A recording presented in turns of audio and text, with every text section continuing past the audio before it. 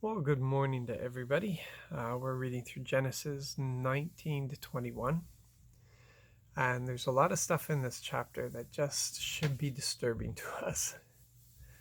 Um, all kinds of things that we should just shake our head at and think that's in the Bible. But it's in the Bible because the Bible records the good and the bad. And we have to be careful.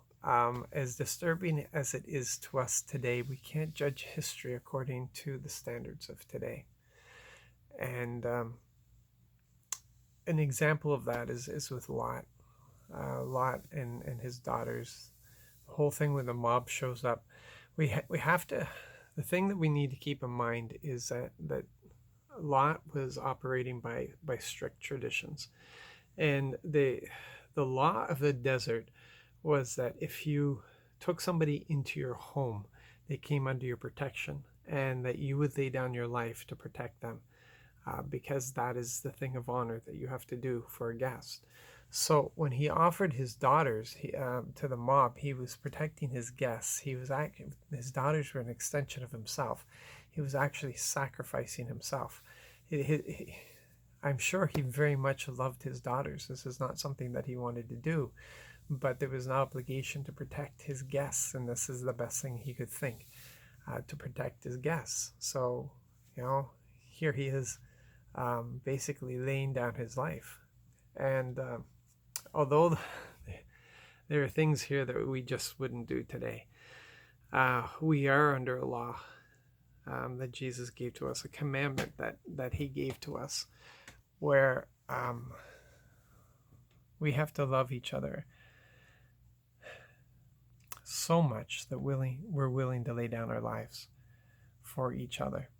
That's a sacrificial life. That's willing to say no to ourselves. That's giving up things. That's giving up time. That's giving up possessions. It's helping out in any way that we can.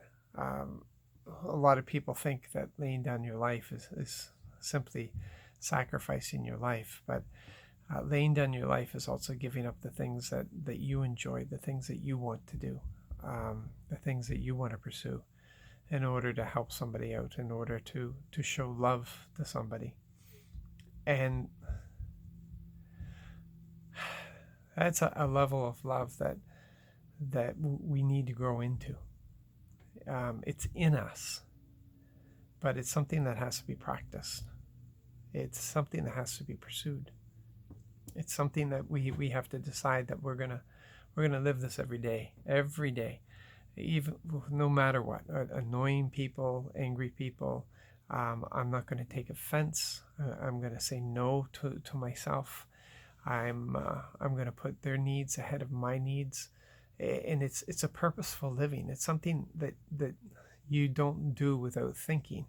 That's why it's a sacrificial love. You actually have to think about it. It's a decision that you make through a thought process. It's and sometimes you can do that within a few seconds. Sometimes it might take a little bit longer. It might take a day. It might take a couple of days before you respond to somebody in such a level of love. And we often start with little things and we build up to bigger things, because that's the way our God does things. So yeah, we can look at all the horrible things that we read today and come away really with nothing but being disturbed, or we can look for the gold in the dirt here.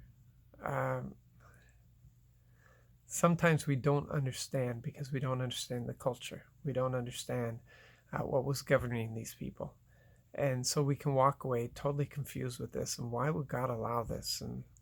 And then we can take the time to actually study and discover what the culture was and what was going on. What was the context of this? And we may not see it, but there's nothing that Lot could have done by giving himself. It's so he offered his daughters as an extension of himself, if you can accept that. And yeah, look at your day. Look at the Lord's commands. Ask yourself if you're loving at the degree that He's told us to love as He loves. So I'm going to leave that with you, not on a negative note, but on a positive note. Be blessed today. Be encouraged. Draw into people. Be engaged with them. And see what the Lord's going to do through those relationships. You guys be blessed.